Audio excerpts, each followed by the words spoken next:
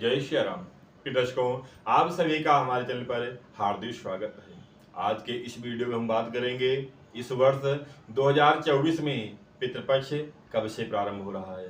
पितृपक्ष कब से प्रारंभ हो रहा है, कब से शुरू हो रहा है, पितृपक्ष कब से कब तक रहेगा, पितृपक्ष में किस दिन, किस तारीख को, किस तिथि की श्राद्ध करना चाहिए, श्राद्ध कैसे करना चाहिए, श्राद्ध करने के नियम और विधि क्या है, श्राद्ध न करने से कौन सी हानि होती है, कौन सा कष्ट परिवार पे आता है, और श्राद्ध में अपने पितरों श्राद्ध करके धन और वंश वृद्धि कैसे करें। अर्थात पितृपक्ष संबंधित सभी जानकारी आपको इसी वीडियो में मिल जाएगी।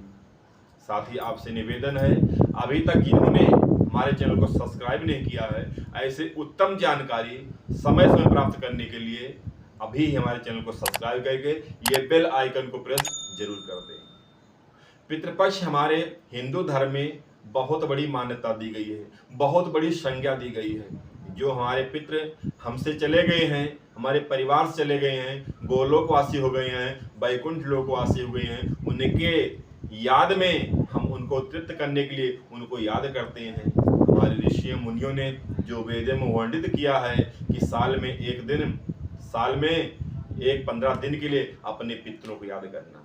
ऐसे महापुरुष भी हैं, मैं तो पूजा कराने जाता हूं, जो अपने पितरों के पुण्यतिथि में पितरों को याद करते हैं। अर्थात जब उनके पितृ, जो उनके परिवार के सदस्य जिस दिन गोलोकवासी हुए, वैकुंठ लोकवासी हुए, उस तारीख को वो पूजा अर्चन वंदन हवन ये करते हैं, ब्राह्मणों को भोजन कराते हैं, दान पुण्य करते हैं। ऐसे महामानव इस धरती पर हैं। और आज ये पितृपक्ष जो 15 दिनों के लिए हमारे ऋषियों ने बनाया हुआ है कि जिस तिथि में हमारे पूर्वज इंस्पायर किए हैं, जो गोलोकवासी हुए हैं, उनका देवावसान हुआ है, उस तिथि में से पितृपक्ष में हम उनको याद करें, उनको भोजन कराएं। कहा जाता है, शास्त्रों में वर्णन आता है कि इस पितृपक्ष में धर्मराज जो है अपने जो पितृ लोग हैं उन्हें मुक्त कर देते हैं। सभी पूर्वज, सभी पितृ पृथ्वी पर आते हैं और पितर विचरण करते हैं पृथ्वी पर आकर। जो उनके पुत्र पौत्राद, जो उनके घर के सदस्य उनका श्राद्ध करते हैं, उनका पिंडदान करते हैं, उससे तृप्त हो जाते हैं, उन्हें ढेर सा आशीर्वाद देकर अपने धाम को जाते हैं। इसलिए सबको चाहिए अपने पितरों के निमित्त श्राद्ध जरूर करना चाहिए। श्राद्ध जैसे सामर्थ्य हो तर्पण करें, पिंडदान करें, या गोग्रास निकाले, भोजन निकाले, ब्राह्मण भोजन करे, ब्राह्मण में सीधा निकाले, लेकिन करना जरूर चाहिए। जल जरूर देना चाहिए, जलांजलि जरूर देना चाहिए। ये हमारा कर्तव्य बनता है, हम उनके अंश हैं, हमें याद करना चाहिए। यहाँ विशेष पूजाओं में, यहाँ तक शादी विवाह में पहले पितृ पूजा होती है, फिर शादी विवाह में देव पूजा होती है। नवरात्रि आ रही है, नवरात्रि पहले 15 दिन पितृपक्ष बनाए गए हैं, इसीलिए कि अपने पितरों को याद कर लीजिए, पितरों से आशीर्वाद लीजिए, पितरों को प्रणाम कर लीजिए, पितरों को तृप्त कर दीजिए, तब नवरात्रि में प्रवेश करिए। कितनी सुंदर व्यवस्था हमारे ऋषियों मनुष्यों में बनाया हुआ है हमारे पितरों के लिए, जो हमसे चले गए हैं, जिनके हम अंश हैं, जिनके कुल खानदान के हम अंश हैं, हम उन्हें याद कर रहे हैं। कितनी बड़ी बात है इस सनातन धर्म की।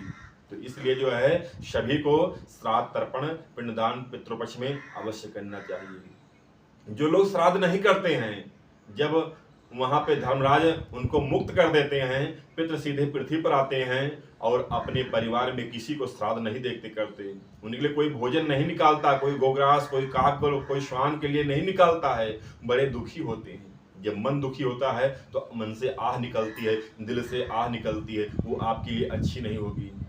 जो ऋषियों की पद्धति है हमें उसको मानना चाहिए। इसलिए जो है हमें यथा सामर्थ्य, जैसे हमारी सामर्थ्य हो वैसे ही श्राद्ध तर्पण करना चाहिए, हमारे पितृ दुष्ट ना हो।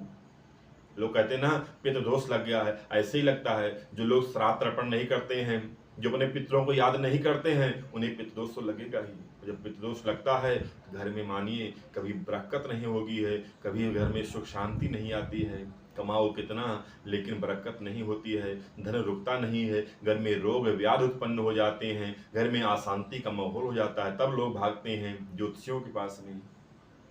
तो उससे भैया पहले ही आप पितृपक्ष आ रहा है, सभी लोग तैयार हो जाइए और पितरों खूब जितना सामर्थ्य हो सके खूब पितरों तर्पण करिए, खूब श्राद्ध मनाइए। कैसे करना है मैं आपको आगे बता रहा हूँ।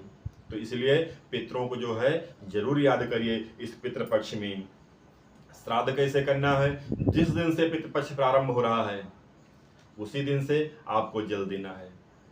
जल कैसे देना है, आपके पंडित जी हों, आपके पुरोहित हों, गुरु जी हों, जो आपके यहाँ पूजा पाठ कराने आते हैं उनसे आप समझ लीजिए। नहीं तो आप काला तिल ले आइए, और पैंती कुशा की आती है, कुशा की पैंती ना भी हो, सुनेंगे वो भी ना हो, तो आप ऐसे ही जल लेकर स्नान करिए और तिल और जल लेकर अपने पितरों, पहले सूर्यदेव को अर्घ्य प्रदान करिए, फिर ऋषियों को जो है प्रदान करिए, और उसके बाद पितरों को ऐसे जल भरकर 3 बार ओम पितराय नमः, ओम पितराय नमः, ओम पितराय नमः, ऐसे ही आप भाव से श्रद्धा के साथ पितरों को इसी मुद्रा में इस अंगूठे से जल नीचे गिर जाए दीजिए। और जिस दिन श्राद्ध हो, अपने पितरों की तिथि याद हो, नहीं याद हो तो आपको दिन तो तारीख याद होगा ही। आप बताइए, मैं बताऊंगा कौन सी तिथि आपके पितरों की। जो परिवार से लोग चले गए हैं, किसी की माता जी गई हैं, किसी के पिताजी गए हैं, किसी के दादाजी गए हैं, याद नहीं है तिथि, कोई बात नहीं है, आप मैसेज करिए, मैं बताऊंगा। ये हमारा कर्तव्य है, सनातन धर्म का उत्थान के लिए हमारा धर्म है कि मैं आपको अग्रसर करूं, बताऊं। तो आप दिन तारीख बताइएगा, मैं बताऊंगा कौन सी तिथि। उस तिथि में आप जो है श्राद्ध करिए। अगर आप यहाँ पंडित जी मिल जाते हैं तो आप श्राद्ध तर्पण करिए, पिंडदान करिए, पंडित जी को भोजन कराइए। नहीं व्यवस्था है तो आप जो है तर्पण श्राद्ध कर दीजिए। वो भी व्यवस्था नहीं है तो बढ़िया सा भोजन बनाइए, पूड़ी, सब्जी, खीर, हलवा जो भी बनता है, केवल लहसुन प्याज वर्जित रहेगा, बाकी अच्छा सा स्वादिष्ट भोजन बनाइए। गाय के लिए, कुत्ता के लिए, कौवा के लिए ग्रास निकालिए, और सीधा खुराक निकाल कर आपके क्षेत्र में पंडित जी हों, आपके पुरोहित जी हों, आपके पास मंदिर हो, जाके वहाँ दक्षिणा के साथ में अपने पितरों में दान कर दीजिए। यही तो तर्पण है, यही तो श्राद्ध है। जैसी हमारी सामर्थ्य है, हम पिंडदान कर रहे हैं, तर्पण कर रहे हैं, जल तो प्रतिदिन दे रहे हैं ना। तो ऐसे कर, लेकिन याद करिए, किसी भी हाल में हो, कहने का ये मतलब है आप पितरों को याद करिए, जैसा भी हो सक रहा है आप करिए। अब सुनिए, पितृपक्ष कब से प्रारंभ हो रहा है। इस अश्वनी माह में, अश्वनी माह के कृष्ण पक्ष से पितृपक्ष प्रारंभ हो जाता है। 15 दिन यह पितृपक्ष चलता है। उसके बाद शुक्ल पक्ष से नवरात्रि प्रारंभ हो जाता है। गुरुवार 19 सितंबर से प्रारंभ हो रहा है, लेकिन इस बार पूर्णिमा बुधवार 18 सितंबर को पूर्णिमा 8:04 तक ही है। तो बुधवार 18 सितंबर को स्नान दान कथा की पूर्णिमा होगी, लेकिन मध्याह्न में, दोपहर में जिनका प्रतिपदा को अर्थात परिवार को जिनका श्राद्ध है वो 18 को ही श्राद्ध करेंगे। 19 सितंबर गुरुवार को द्वितीया का श्राद्ध होगा। 20 सितंबर शुक्रवार को तृतीया का श्राद्ध होगा। 21 सितंबर शनिवार को चतुर्थी का श्राद्ध होगा। 22 सितंबर रविवार को पंचमी का श्राद्ध होगा। 23 सितंबर सोमवार को षष्ठी का श्राद्ध अर्थात छठ का श्राद्ध होगा। 24 सितंबर मंगलवार को सप्तमी का श्राद्ध होगा। 25 सितंबर बुधवार को अष्टमी का श्राद्ध होगा। 26 सितंबर गुरुवार को नवमी का श्राद्ध होगा। 27 सितंबर शुक्रवार को दसवीं का श्राद्ध होगा।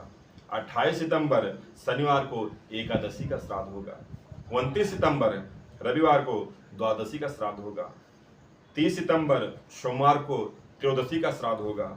1 अक्टूबर मंगलवार को चतुर्दशी श्राद्ध होगा, और 2 अक्टूबर बुधवार को अमावस्या है, अमावस्या श्राद्ध होगा। इस दिन पितरों का विसर्जन होगा, पितृ विसर्जन होगा। जो लोग कहते हैं ना बूढ़िया की विदाई हो रही है, बूढ़ा की विदाई हो रही है, यही अमावस्या है। इस दिन पितरों को जो भी लोग श्राद्ध बीच में किए हैं, जो इनको पता नहीं है अपने हमारे पितृ जो है हमारे पूर्वज कब यहाँ से गए थे, उनका दिन तारीख नहीं पता है, वो लोग उन्हें अमावस्या करना चाहिए। नवमी को मात्र अमावस्या माताओं का श्राद्ध करना चाहिए। तो इस पितृपक्ष में मैं आप सबसे यही निवेदन करूंगा, जिसकी जैसी सामर्थ्य है, अगर कोई मन में आपके संशय है, कोई समझ में नहीं आ रहा है बात, तो आप बताइएगा, मैं उसका समाधान करूंगा या उस पर वीडियो लेके आऊँगा।